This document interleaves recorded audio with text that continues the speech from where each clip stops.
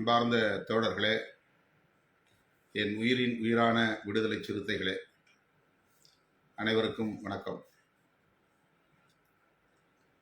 இன்னும் சிறிது நேரத்தில் நான் விமான நிலையம் செல்ல வேண்டும். அகமதாபாத் தமிழ்ச்சங்கத்தின் சார்பில் நடைபெறவுள்ள நிகழ்ச்சி ஒன்றில் இன்று மாலை பங்கேற்க இருக்கிறேன். குஜராத் மாநிலத்தில் வாழும் தமிழர்கள் ஒருங்கிணைக்கும் அந்த நிகழ்வில் பங்கேற்பதற்காக செல்லும் இந்த சூழலில் முகநூல் நேரலை வாயிலாக உங்களை சந்திப்பதில் மகிழ்ச்சி அடைகிறேன். சில தகவல்களை உங்களோடு பகிர்ந்து கொள்ள விரும்புகிறேன். நாளை மறுநாள் 22ஆம் தேதி கட்சியின் மாவட்ட செயலாளர்கள் மற்றும் மறுசீரமைப்புக்கென நியமிக்கப்பட்டிருக்கிற மேலிட பொறுப்பாளர்கள் பங்கேற்கும் கலந்தாய்வு கூட்டம் நடைபெற உள்ளது. இந்த கூட்டத்தில் தவறாமல் 144 மாவட்ட செயலாளர்களும் மேலிட பொறுப்பாளர்களும் பங்கேற்க வேண்டும். முற்பகல் மாவட்ட செயலாளர்களின் கலந்தாய்வு கூட்டம், பிற்பகல் மேலிட பொறுப்பாளர்களின் கலந்தாய்வு கூட்டம். ஒரே நேரத்தில் அனைவரும் வந்து குவிய வேண்டாம். காலையில் சரியாக 10 மணிக்கு மாவட்ட செயலாளர்கள் அனைவரும் தலைமையகத்திற்கு வர வேண்டும். நிகழ்ச்சி அங்கே ஒருங்கிணைக்கப்பட்டாலும் அல்லது அருகே ஏதேனும் மண்டபத்தில் ஒருங்கிணைக்கப்பட்டாலும் முதலில் தலைமையகத்தில் கூட வேண்டும். நிகழ்ச்சி நடக்கும் இடம் இன்னும் நாம் உறுதி செய்யவில்லை. வேறெங்கும் மண்டபம் கிடைக்காவிட்டால் நம்முடைய கட்சியின் தலைமையகத்திலேயே அந்த நிகழ்ச்சியை நாம் நடத்த இருக்கிறோம். ஆகவே 9 மணிக்கெல்லாம் மாவட்ட செயலாளர்கள் கட்சியின் தலைமையகத்திற்கு அம்பேத்கர் திடலுக்கு வந்து சேர வேண்டும் என்று கேட்டுக்கொள்கிறேன். அதேபோல மேலிட பொறுப்பாளர்கள் அனைவரும் பிற்பகல் 2 மணிக்கு வர வேண்டும். பிற்பகலில் நடைபெற உள்ள கலந்தாய்வு கூட்டத்தில் மறுசீரமைப்பு தொடர்பாக நீங்கள் சொல்ல விரும்புகிற தகவல்களோடு வர வேண்டும் அல்லது சமர்ப்பிக்க விரும்புகிற ஆவணங்களோடு வர வேண்டும். ஏற்கனவே ஒரு சில மேலிட பொறுப்பாளர்கள் அவரவர் பணியாற்றிய மாவட்டங்கள் தொடர்பாக கமுக்க அறிக்கைகளை தந்திருக்கிறீர்கள் என்று கருதுகிறேன். தராதவர்கள் இந்த கூட்டத்தில் தரலாம். ஆகவே அதற்கான ஏற்பாடுகளோடு வர வேண்டும். ஒரு நாள் இடைவெளியில் அறிவிப்பதால் ஏற்கனவே ஒப்புக்கொண்ட நிகழ்ச்சிகள் இருக்கலாம். அதனால் வர இயலாத ஒரு சூழல் இருக்கலாம். என்றாலும் கூட எப்படியாவது அந்த கலந்தாய்வு கூட்டத்தில் பங்கேற்பதை உறுதி செய்ய வேண்டும், பங்கேற்றாக வேண்டும். தவிர்க்கவே முடியாத பணிகள் இருப்பின் நாளைக்கே நீங்கள் தலைமையக பொறுப்பாளர்களிடத்தில் வர இயலாத நிலையை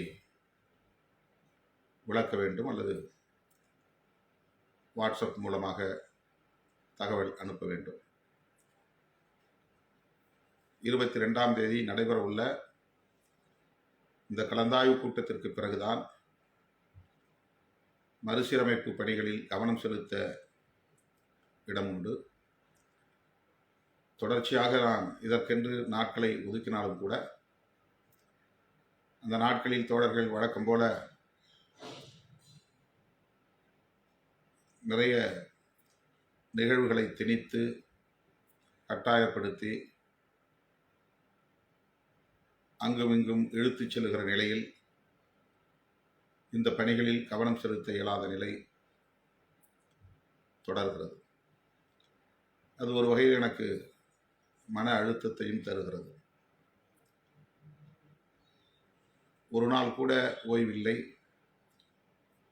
1 மணி நேரம் கூட தனிமை இல்லை என்கிற நிலைதான் நீடிக்கிறது. கட்சி பணிகளில் கவனம் செலுத்த இயலாத நிலையிலும் கூட காதணி விழாவுக்கும் மஞ்சள் நீராட்டு விழாவுக்கும் இல்லத்திறப்பு திருமண நிகழ்ச்சிகள் போன்ற நிகழ்ச்சிகளுக்கும் பிடிவாதமாக வந்து மணிக்கணக்கிலே நாள் கணக்கிலே கிடையாய் கிடந்து அழுத்தம் கொடுத்து இழுத்துச் செல்வதிலேயே தோழர்கள் குறியாக இருக்கிறார்கள். 24 மணி நேரம் உங்களோடு இருக்க வேண்டும் என்பதிலே எனக்கு எந்த சங்கடமும் இல்லை. ஆனால் எந்த பணிகளுக்கு முன்னுரிமை தர வேண்டும் என்பது முக்கியமானது. மறுசீரமைப்பு பணிகளுக்கென்று என்னுடைய நாட்குறிப்பேட்டில் நாள்களை குறித்து வைத்தும் கூட அதை தகர்க்கிற வகையிலே அழுத்தம் கொடுக்கிறார்கள். இப்போது கூட பல பேர் வந்து அலுவலகத்தில் காத்திருக்கிறார்கள். இன்னும் நேரம் ஆக ஆக நூற்றுக்கணக்கிலே வந்து குவிகிறார்கள். அலுவலகத்திலே போய் தலைமையகத்தில் காத்திருந்தால் 1 மணி நேரத்தில் பார்வையாளர்களை முடித்து விடலாம் என்று ஒரு நாளும் எண்ண முடியவில்லை, நினைத்து கூட பார்க்க முடியவில்லை. 20 மணி நேரமும் பார்வையாளர்களை பார்த்து கொண்டே இருக்கக்கூடிய அளவுக்கான ஒரு சூழல் தான் நீடிக்கிறது. இதனை பலமுறை நான் நேரலை வாயிலாக உங்களோடு பேசியிருக்கிறேன். இதில் உள்ள சிக்கல்களையும் எடுத்துரைத்திருக்கிறேன். காதணி விழா, மஞ்சள் நீராட்டு விழா, திருமண விழா போன்றவற்றுக்கு அழைப்பதை நிறுத்துங்கள், கட்சியில் உள்ள அடுத்த நிலையில் இருக்கிற முன்னணி தோழர்களை, மூத்த பொறுப்பாளர்களை அழைத்து செல்லுங்கள் என்று பலமுறை வேண்டுகோள் விடுத்தும் அதனை பின்பற்ற தவறும் நிலை கடும் அழுத்தத்தை தருகிறது. எனவே இயக்கத் தோழர்கள் பிறந்த நாள் கொண்டாட்டம் என்ற பெயரில் ஒவ்வொரு நாளும் 10க்கும் மேற்பட்டவர்கள் நள்ளிரவு 12 மணிக்கு வந்து காத்து கிடக்கிறார்கள். நீங்களே அதை புரிந்து கொள்ள வேண்டும். பிறந்த பிறகு காலையிலே கூட வரலாம். ஆனால் அந்த 12 மணிக்குத்தான் கேக் வெட்டுவோம் என்று பல தோழர்கள் வந்து அந்த நேரத்திலே நெருக்கடி கொடுக்கிற சூழலும் வளர்கிறது, தொடர்கிறது. அது நீடித்து கொண்டே இருக்கிறது. இயக்கத் தோழர்கள் இவற்றையெல்லாம் புரிந்து ஒத்துழைக்க வேண்டும். என்னுடைய உடல் நலனுக்காக கூட நான் கேட்கவில்லை, கட்சி பணிகளுக்காக கேட்கிறேன். செய்ய வேண்டிய வேலைக்கு, எந்த வேலைக்கு முன்னுரிமை தருவது என்பதுதான் வெற்றிக்கு மிக முக்கியமானதாகும். செய்யக்கூடாததை முதலிலே செய்வது, செய்ய வேண்டியதை பின்னால் தள்ளுவது, அது பல வகையிலே நமக்கு பாதிப்பை ஏற்படுத்தும். எனவே மே மாதத்தில் தயவு கூர்ந்து என்னை நிகழ்ச்சிகளுக்கு அழைக்கிற முயற்சியை முற்றாக கைவிட வேண்டும். நான் 20 வருடங்களாக இருக்கிறேன், 30 வருடங்களாக இருக்கிறேன். இதுவரையில் நான் அழைக்கவில்லை, இப்போதுதான் முதல் முறையாக அழைக்கிறேன். இதற்காக நான் வந்து பல 100 கிலோமீட்டர் பயணம் செய்ய வேண்டியிருக்கிறது. இந்த ஒரு நிகழ்ச்சிக்கு வருகிறேன் என்று சொன்னால் அங்கே திட்டமிடாத நிகழ்ச்சிகள் ஏராளம் ஏராளம் ஏராளம் என்று இந்த கொளுத்து வெயிலிலே திணித்து கொண்டே இருக்கிற போக்கும் நின்றபாடு இல்லை. இயக்கத் தோழர்கள் இதையெல்லாம் புரிந்து கொண்டு தயவு கூர்ந்து ஒத்துழைப்பு நல்க வேண்டும் என்று கேட்டுக்கொள்கிறேன். 22ஆம் தேதி முற்பகலில் மாவட்ட செயலாளர்கள் கலந்தாய்வு கூட்டம், பிற்பகலில் மேலிட பொறுப்பாளர்களின் கலந்தாய்வு கூட்டம். தவறாமல் பங்கேற்க வேண்டும் என்று மீண்டும் அழைப்பு விடுக்கிறேன். அடுத்து, வக்ஃபு திருத்த சட்டத்தை எதிர்த்து நாம் தமிழ்நாடு முழுவதும் அனைத்து மாவட்ட தலைநகரங்களிலும் ஆர்ப்பாட்டங்களை ஏற்கனவே நடத்தியிருக்கிறோம். அண்மையிலே பண்ருட்டியில் நடைபெற்ற ஒரு நிகழ்ச்சியில் நான் பேசுகிற போது, குடியுரிமை திருத்த சட்டத்தை எதிர்த்து தேசம் காப்போம் என்று ஒரு மாபெரும் பேரணியை திருச்சிராப்பள்ளியை நாம் நடத்தி காட்டினோம். தமிழகத்தில் வேறு எந்த கட்சியும் அப்படி ஒரு எழுச்சிமிகு பேரணியை நடத்தியிருக்க வாய்ப்பில்லை. போர் பரணி பாடுவது போல் அந்த காட்சி இருக்கும். காவல்துறையினர் திருச்சி மாநகரத்து வீதிகளில் நமக்கு அனுமதி மறுத்தார்கள். கிராமப்புறங்களில் செல்லுகிற ஒரு சாலையிலே நடத்தி கொண்ட அனுமதித்தார்கள். அதற்கும் நாம் இணங்கி அந்த பேரணியை நடத்தினோம். விடுதலை சிறுத்தைகளின் அரசியல் வரலாற்றில் ஒரு மைல் கல்லாக அது அமைந்தது. குடியுரிமை திருத்த சட்டம் எவ்வளவு கடுமையானதோ அதைவிட பல மடங்கு மோசமானது வக்ஃபு திருத்த சட்டம். இது ஏதோ முஸ்லிம்களுக்கு எதிரான சட்டம் என்று நாம் கருதிவிட முடியாது. நம்ம எல்லாம் மனிதர்களாய் தலைநிமிர வைத்த நம்முடைய மகத்தான தலைவர் புரட்சியாளர் அம்பேத்கர் அவர்கள் வகுத்தளித்த அரசமைப்பு சட்டத்தை நீர்த்து போக செய்கிற நடவடிக்கைகளுள் இதுவும் ஒன்று. உச்சநீதிமன்றம் இப்போது இடைக்காலமாக சில நாட்களுக்கு நிறுத்தி வைத்திருக்கிறது.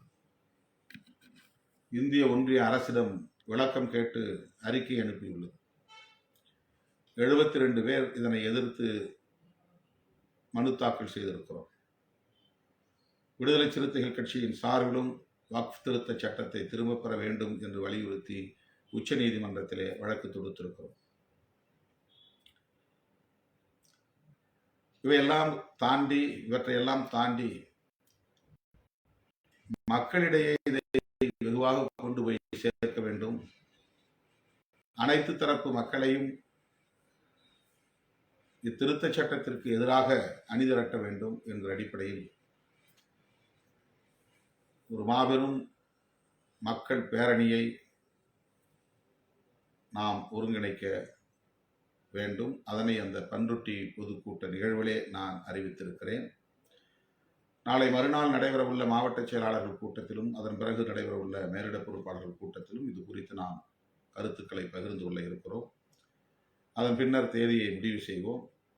மே இறுதியில் ஏதேனும் ஒரு நாளில் நாம் இந்த பேரணியை, பிரம்மாண்டமான ஒரு பேரணியை, வட இந்தியாவை தமிழகத்தை நோக்கி திரும்பி பார்க்க வைக்கக்கூடிய வகையிலான ஒரு பேரணியை நடத்தி காட்டுவோம். எல்லோரும் தேர்தலுக்கு காய்களை நகர்த்தி இருக்கிறார்கள். ஆனால் அதனை விட மிக முக்கியத்துவம் வாய்ந்த ஒரு பிரச்சனை, பாசிச பாஜக அரசு மெல்ல மெல்ல சாதுரியமாக காய்களை நகர்த்தி புரட்சியாளர் அம்பேத்கர் அவர்களால் வகுத்தளிக்க பெற்றிருக்கிற அரசமைப்பு சட்டத்தை நீர்த்து போகச் செய்கிற அனைத்து வேலைகளையும் செய்து கொண்டிருக்கிறார்கள். இதனை நாம் அமைதி காத்து வேடிக்கை பார்த்திருக்க முடியாது. எனவே தேர்தல் களத்தில் அவர்களை முறியடிக்க வேண்டும் என்பது எவ்வளவு முக்கியமோ அதைவிடவும் பன்மடங்கு முக்கியத்துவம் வாய்ந்தது அரசமைப்பு சட்டத்தை பாதுகாக்க வேண்டியது. அது குறித்த விழிப்புணர்வு இன்னும் பெரிய அளவில் வெகு மக்களிடையே உருவாகவில்லை. பாஜகவா காங்கிரஸா, பாஜகவா திமுகவா என்கிற இருதுருவ அரசியல் விவாதங்கள் தான் இங்கே போய்கொண்டிருக்கின்றன. இந்த அரசியல் விவாதங்களில், உரையாடல்களில் நாமும் பங்கேற்க வேண்டும். ஆனால் அதிலே சிக்கிக்கொள்ளக்கூடாது. அதனை தாண்டி நாம் சிந்திக்கவும் செயல்படவும் கடமைப்பட்டிருக்கிறோம். தமிழ்நாட்டளவில் பாரதிய ஜனதா கட்சி வலிமை பெற்றுவிடக்கூடாது என்று நாம் கருதுகிறோம். ஆனால் இந்தியா முழுவதும் அவர்களின் ஆக்டோபஸ் கால்கள் விரைவி பரவிவிட்டன.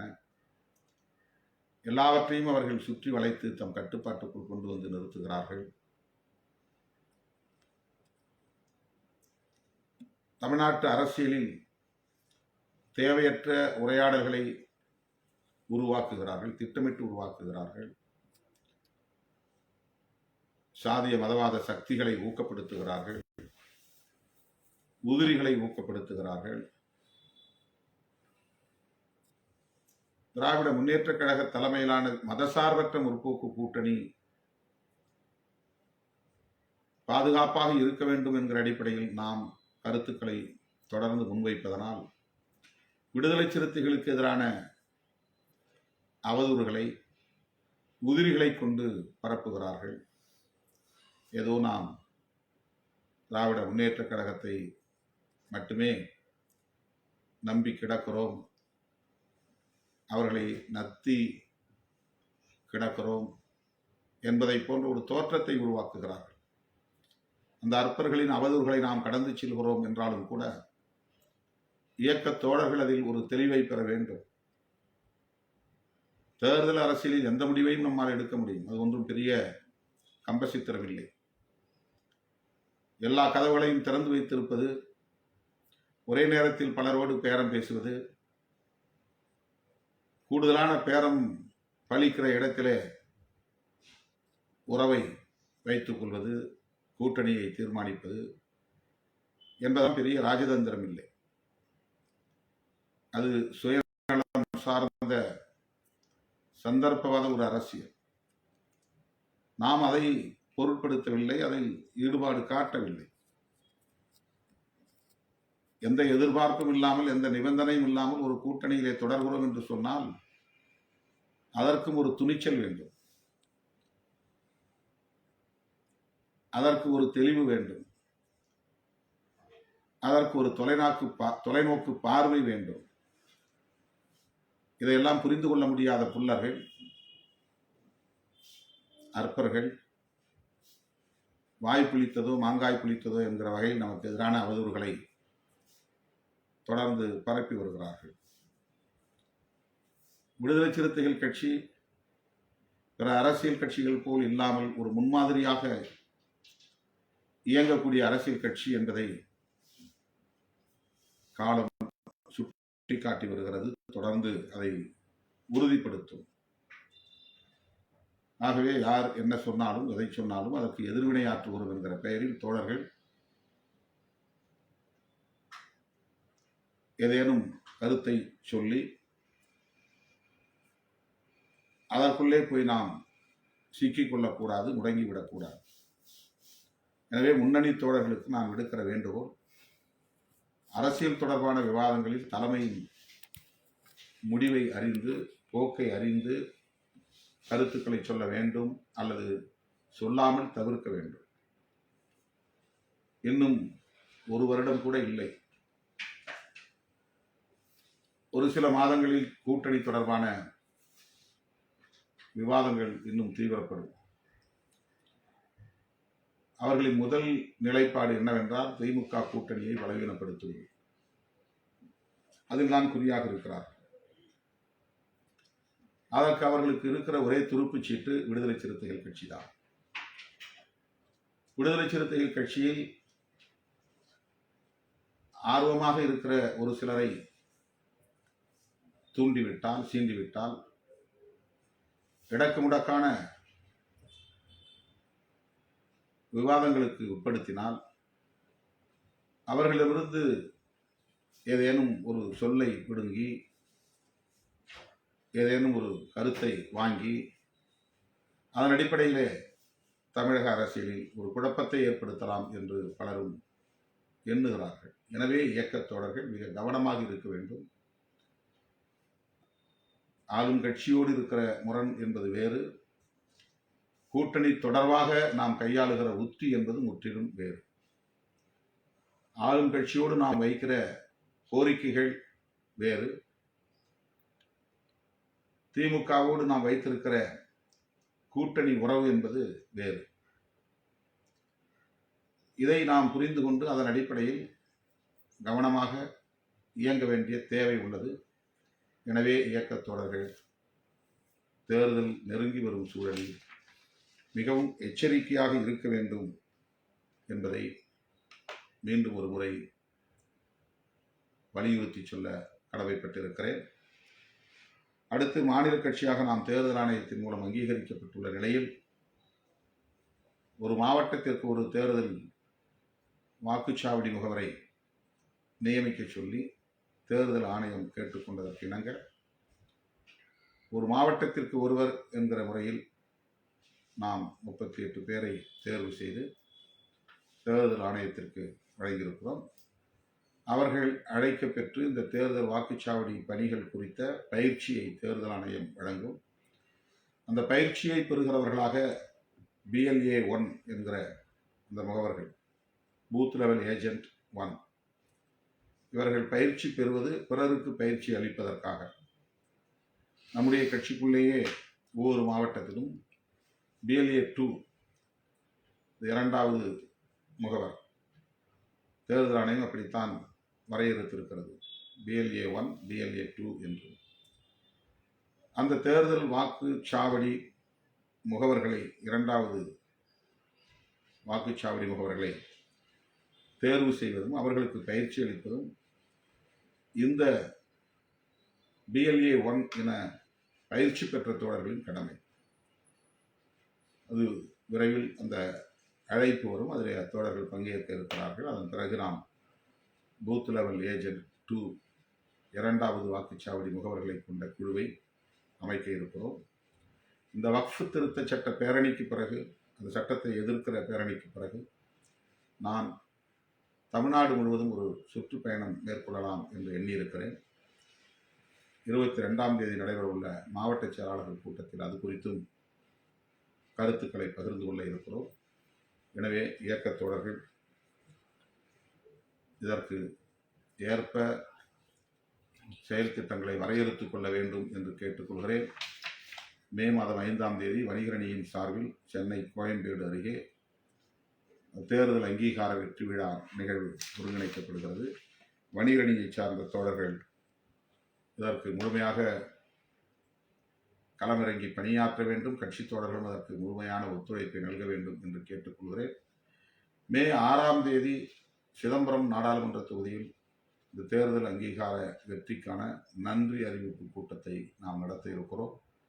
அதற்கு கடலூர் மாவட்டத்தை சார்ந்த அனைத்து பொறுப்பாளர்களும், முன்னாள் இந்நாள் பொறுப்பாளர்கள், மூத்த தோழர்கள், இளம் தலைமுறையினர் ஆகிய அனைவரும் முழுமையான ஒத்துழைப்பை நல்க வேண்டும் என்று கேட்டுக்கொள்கிறேன். அரியலூர் மீண்டும் சந்திப்போம். நன்றி, வணக்கம்.